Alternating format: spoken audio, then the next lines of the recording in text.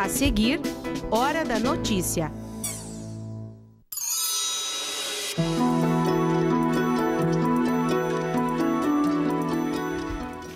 O descarte correto para embalagens de agrotóxicos, obrigatório por lei.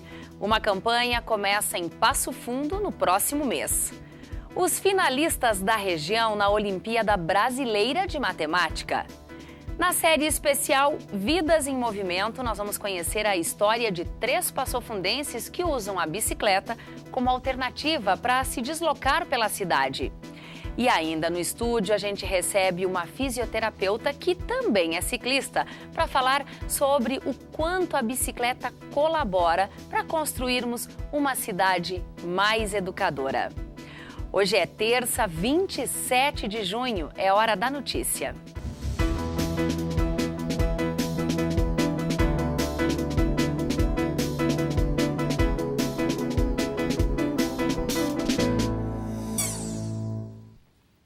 Para os agricultores, o descarte correto de embalagens vazias de agrotóxicos não é apenas uma atitude consciente. É estar em dia com uma lei do início dos anos 2000 que determina que as embalagens de agroquímicos, após o uso dos produtos, devem ser descartadas no prazo de 1 ano. Aqui em Passo Fundo, uma campanha para o recolhimento das embalagens começa no mês de julho e os agricultores já estão se mobilizando para ficarem em dia no momento da coleta.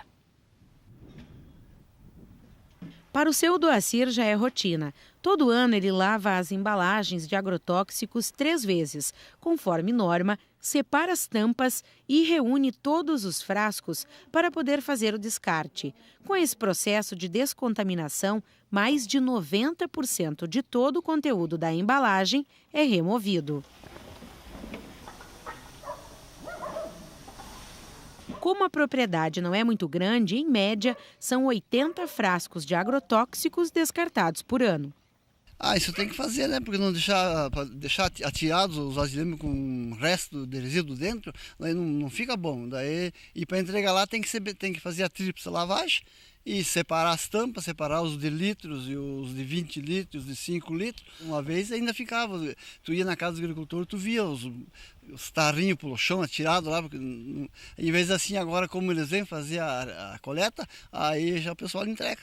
De acordo com o Instituto Nacional de Processamento de Embalagens Vazias, no Brasil, cerca de 94% das embalagens de agrotóxicos colocadas no mercado foram devolvidas para a indústria e tiveram o destino correto. O subprefeito comunicando aos agricultores para se conscientizar da devolução das embalagens dos agrotóxicos. Isso é importantíssimo para que nós possamos ter um produto mais saudável no interior. Tem que chegar naquele horário na comunidade, no distrito, para que ele possa entregar a embalagem com seu talão de modelo 15, que o talão vai ser tirado uma nota comprovando a devolução da embalagem. Em Passo Fundo, o cronograma de recolhimento é feito pela Prefeitura em diferentes localidades do município e vai começar no dia 18 de julho. A ação tem o apoio do Sindicato dos Trabalhadores Rurais de Passo Fundo e das empresas Simbalagens e Produtécnica. O Procurador-Geral da República, Rodrigo Janot, denunciou o presidente da República, Michel Temer, por crime de corrupção passiva. Para seguir adiante, a denúncia feita ao STF precisa de aprovação de 2/3 da Câmara dos Deputados. Bom, para nos ajudar a entender como se dá este processo, já que é a primeira vez que um presidente no exercício do cargo é denunciado por cometer crime comum, nós convidamos o professor aqui da Faculdade de Direito da UPF, professor de Teoria Geral do Processo, Dr. Alcindo Roque. Seja muito bem-vindo ao UPF TV. Obrigada por aceitar esse nosso convite aí nas últimas horas para que a gente possa entender melhor o que está acontecendo. Obrigado pelo convite, Thaís. Bom, por que a Câmara dos Deputados, doutor Alcindo, precisa autorizar a abertura deste processo contra o presidente Michel Temer? Bem, a origem desse processo é inglesa, do século XVIII, mas há uma relação de equilíbrio entre os poderes. O sistema condiciona a abertura de processo penal, de ação penal contra o presidente no exercício, a aprovação ou autorização da Câmara dos Deputados. Esta aprovação ela exige 2/3 dos membros da Câmara dos Deputados, numa busca de equilíbrio na relação entre executivo, o judiciário e também o legislativo. Isso acaba sendo, tecnicamente, uma chamada condição de procedibilidade, ou seja, se a Câmara não autorizar, não houver voto suficiente para autorizar, não pode ser desencadeado o processo penal por crime comum contra o presidente da República. Existe uma similitude entre o crime comum, o processo, com o processo de impeachment. O processo de impeachment ele tem uma característica, que tem um quadro muito mais entre o jurídico e o político, que são difíceis, às vezes, de separar. Mas nós temos exatamente nos crimes comuns, nesse caso a corrupção passiva é um crime comum, não é um crime de responsabilidade, que tem uma lei especial que também disciplina, que é uma lei de 1950, mas o processo é assim. A Câmara, o Ministério Público, nesse caso, o Procurador da República denuncia, o Supremo remete para a Câmara para aprovar e, aprovado por 2/3, o Supremo manifesta-se no sentido de receber ou não a denúncia. Pois é. Agora, se não aceito, se a Câmara, porventura, decide, então, por não aceitar, o processo será extinto ou ele pode correr de uma outra forma? Ele é arquivado. Ele só poderá ser renovado, vou usar mais uma palavra assim, desde que o presidente não esteja no exercício. Foi o que ocorreu com Collor de Mello. Ele sofreu um processo de impeachment, renunciou e após de ter deixado o cargo, ele acabou respondendo por 2 processos por crimes comuns perante o Supremo Tribunal Federal. Então, doutor Alcindo, de uma maneira bem simples, se a Câmara não votar a favor da continuidade deste processo, o presidente Michel Temer, ao que tudo indica, responderá no ano que vem ao encerrar o seu mandato. Se houver denúncia, sim. Agora, se ele for aprovado o processo, o Supremo admitir a acusação, ele é afastado do cargo por 180 dias para responder o processo perante o Supremo Tribunal Federal. Que diferenças e que semelhanças existem no processo que a presidente Dilma sofreu? Tecnicamente, existe definição de crimes distintos. Ela, crime de responsabilidade social, o presidente Michel Temer, crime comum. Mas não esqueça também, Thaís, que existe pedidos de impeachment também de Temer, também sobre esse mesmo fundamento. Então, a linha divisória é muito tênue. O que ele pode é responder nas 2 esferas, tanto por processo de impeachment e também por crime comum perante o Supremo. Nós podemos entender, doutor Alcindo, se há semelhanças, se ele também responde ou é citado em um processo de crime de responsabilidade, estão tendo entendimentos diferentes? Foi dado um entendimento ao caso dela e está sendo dado outro ao atual presidente? Sem dúvida nenhuma existe essa discussão. Agora, o fato fundamental é de que o procedimento é com esta característica.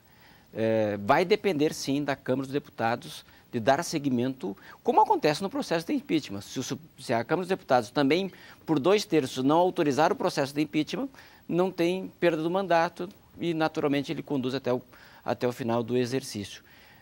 Mas tanto no crime comum como no processo de impeachment, a Câmara dos Deputados é que autoriza também por 2/3 dos seus membros.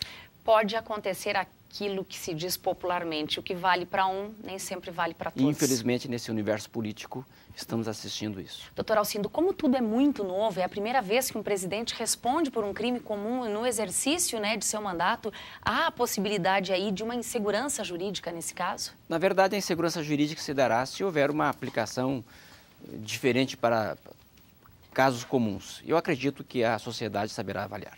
É possível arriscar algum palpite, doutor Alcindo? O senhor imagina o que pode acontecer aí nos próximos dias, principalmente com relação à votação na Câmara? Se o processo por crimes for fatiado, como está se desenhando, a Câmara dos Deputados acaba assumindo um desgaste muito grande, porque haverá mais do que uma denúncia contra Temer e a Câmara dos Deputados poderá não querer absorver e assumir todo esse desgaste social e político de sua conduta e das suas decisões. Quando tivermos novas dúvidas, é claro que nós vamos lhe chamar aqui novamente para nos ajudar a explicar melhor todo esse contexto. Muito obrigada, viu, doutor Alcindo, e bom trabalho. Obrigado. Obrigada. Uma competição capaz de transformar a vida dos jovens que acreditam na importância do conhecimento. A Olimpíada Brasileira de Matemática reuniu mais de 18 milhões de estudantes e, pela primeira vez, teve a participação também de colégios particulares. A final regional do projeto foi aqui na UPF. O desempenho do Brasil em matemática melhorou. Um projeto que tem a proposta de estimular o estudo da matemática e revelar talentos da área. O Joselito está participando pela 5ª vez da Olimpíada e neste ano conquistou medalha de ouro.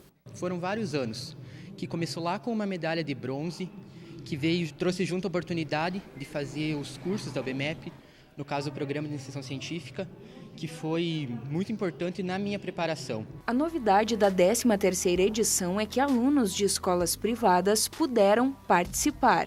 Eles fazem prova de 2 fases. A primeira fase é a escola que aplica. E de número de alunos, 5% de maiores notas são escolhidos para a segunda fase. A segunda fase, cada município tem um centro de aplicação. E elas fazem as provas nesse centro de aplicação. Ganha prêmio os professores, que tem por números de ponto. Ganha prêmio a escola e também ganha prêmio a Secretaria de Educação. A UBMEP tem uma parceria com o projeto de iniciação científica do governo federal. A ideia é preparar o aluno para o futuro acadêmico e profissional. O projeto de iniciação científica, ele ocorre com os medalhistas da UBMEP. Ele é destinado a 6.000 medalhistas em todo o Brasil, bem como alguns alunos de menção honrosa convidados. Na região temos 5 polos presenciais: Erechim, Frederico Westphalen, São Luís Gonzaga, Ijuí, Santa Maria, bem como Santana do Livramento. Competiram alunos de toda a região. Ao todo, foram 36 medalhas de bronze, 11 de prata e 6 de ouro. Os alunos que conquistaram ouro vão receber a medalha em um evento nacional que acontece no Rio de Janeiro. E sediar este evento aqui na Universidade de Passo Fundo potencializa estes alunos talentosos, né? E revela à comunidade regional o quanto nós temos de talentos, de potenciais nesses jovens que hoje estão aqui. Então, recebê-los, acolhê-los, mostrar-lhes também o mundo da universidade, né? No sentido de que também sintam-se parte deste nosso mundo UPF, é extremamente importante e gratificante. Que tal usar uma bicicleta para se locomover no dia a dia em Passo Fundo? Depois do intervalo, a gente te mostra pessoas que usam essa alternativa aqui na cidade. Nós já voltamos.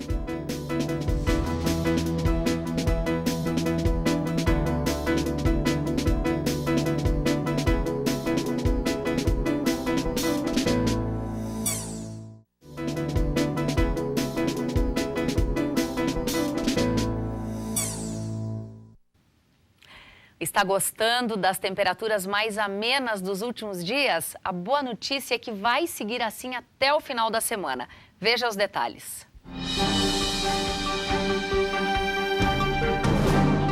E o tempo bom segue nesta quarta-feira. A mínima é de 13 e a máxima não passa dos 24 graus. A quinta será de céu encoberto, a mínima é de 14 e a máxima alcança os 24 graus. A cada 10 minutos, um idoso tem o direito violado no mundo. E no mês da conscientização da violência contra a pessoa idosa, o Estúdio 4 traz esse tema para debate. Bom, para conferir é só ficar ligado na UPF TV hoje, às 11 horas da noite. Ainda tem outras 2 oportunidades de você assistir ao programa amanhã às 8 da noite e na sexta-feira às 11 horas da noite.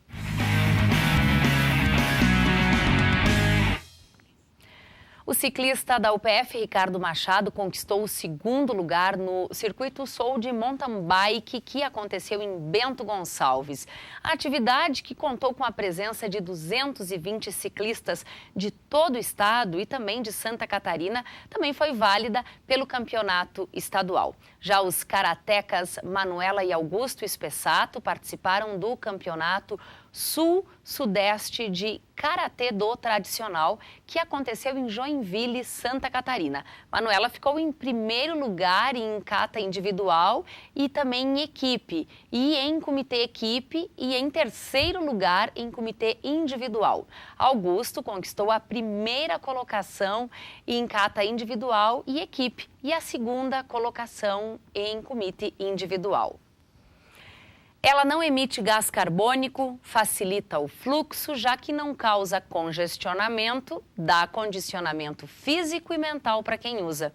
Em países europeus como Bélgica e França, por exemplo, quem usa a bicicleta ganha incentivo financeiro, como redução de impostos e pagamentos por quilômetro rodado.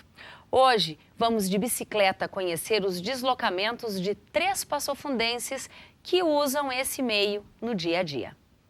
No Brasil, hoje, circulam mais bicicletas do que carros. São 70 milhões de bikes contra 50 milhões de veículos. E a bicicleta é um dos exemplos mais populares de transporte. Também é sustentável e saudável e ainda contribui para a mobilidade urbana.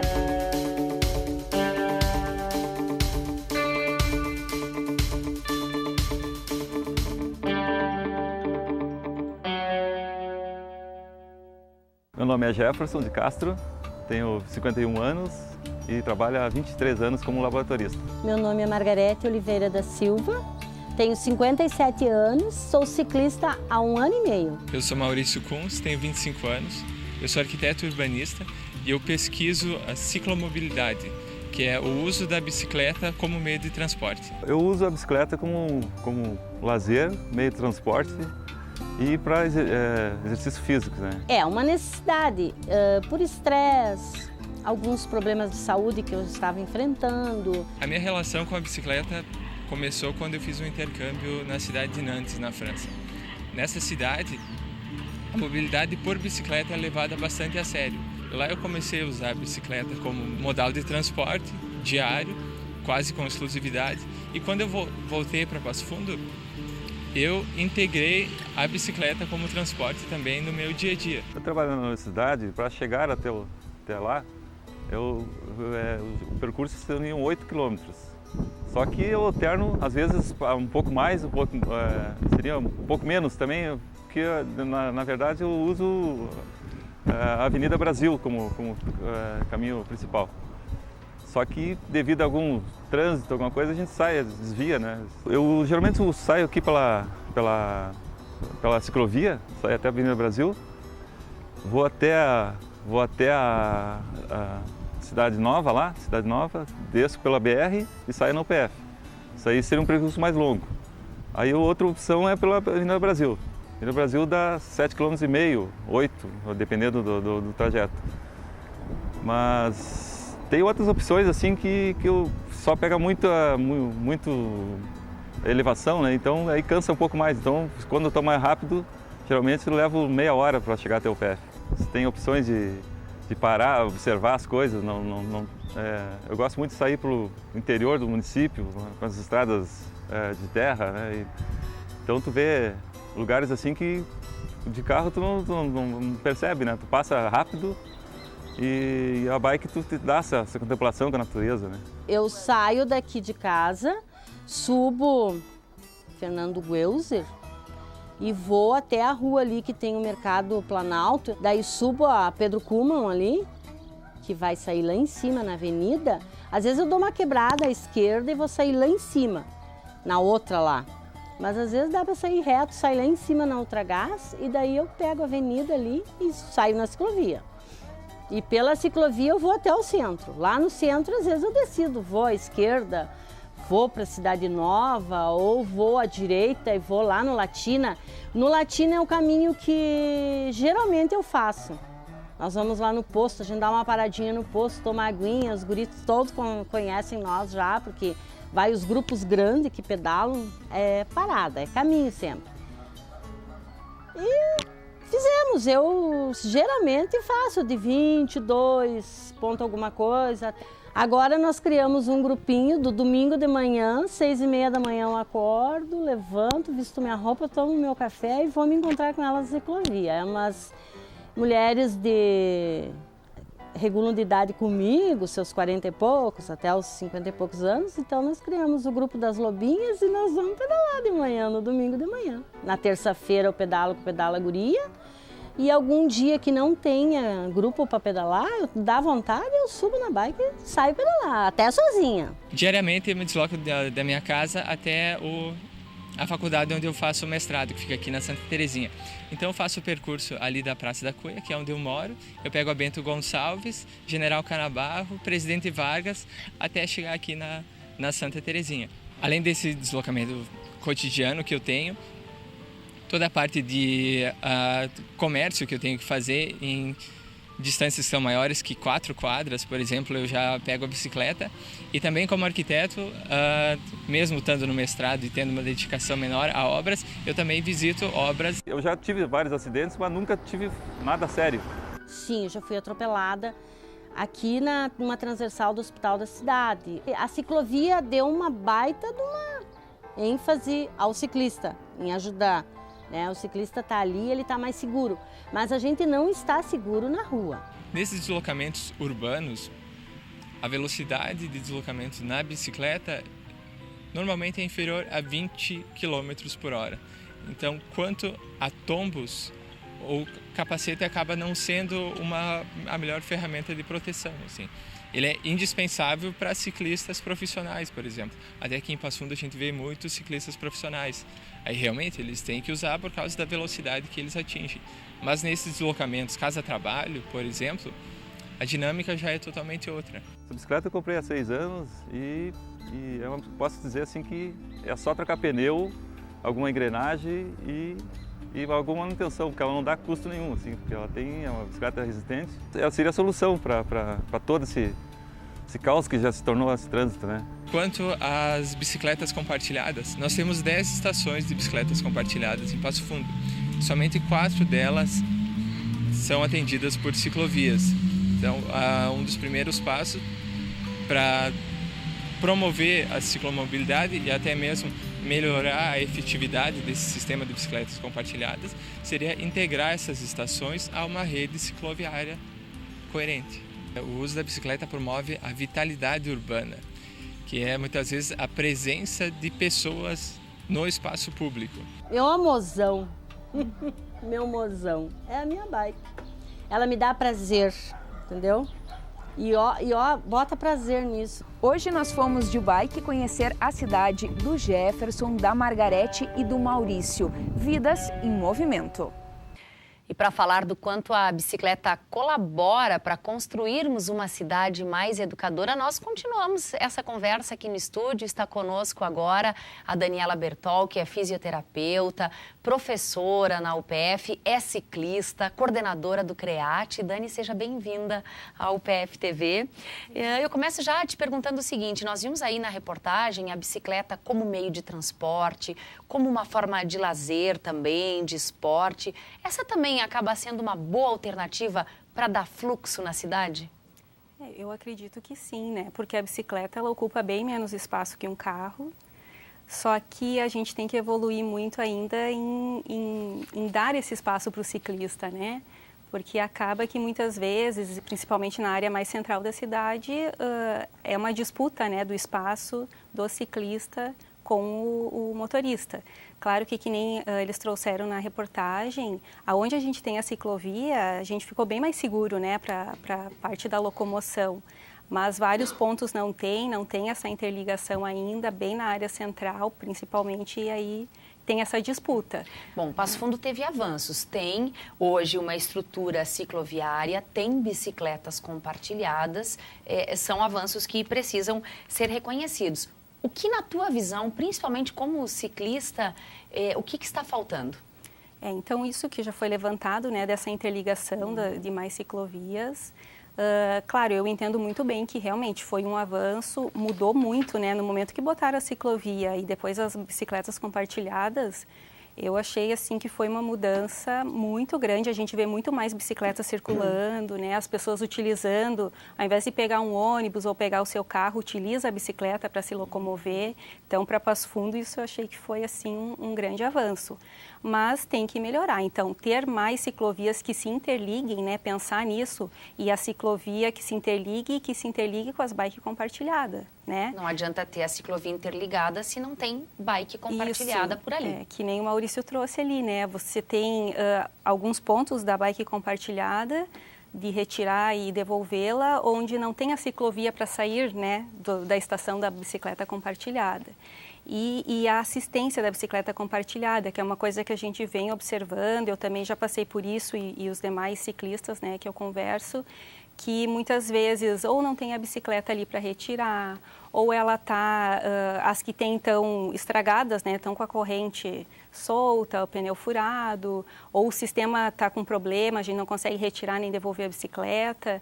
Então, é ótimo, foi um grande avanço, mas tem que pensar nessa manutenção, né? Que é constante. Frequente. Que é constante, para poder ter uso, né? Porque senão a pessoa acaba desistindo daquilo e vai voltar lá para o seu carro, para as outras opções, que não é o que a gente quer, né? A gente quer uma mobilidade maior, né? Agora, tem uma parcela desse problema que depende de cada uma das pessoas. É desde atos de vandalismo, que a gente sabe que aconteceram com relação e acontecem com as bicicletas, e também, principalmente, no trânsito motorista. Reconhecer a bicicleta como um veículo, assim como o seu próprio carro.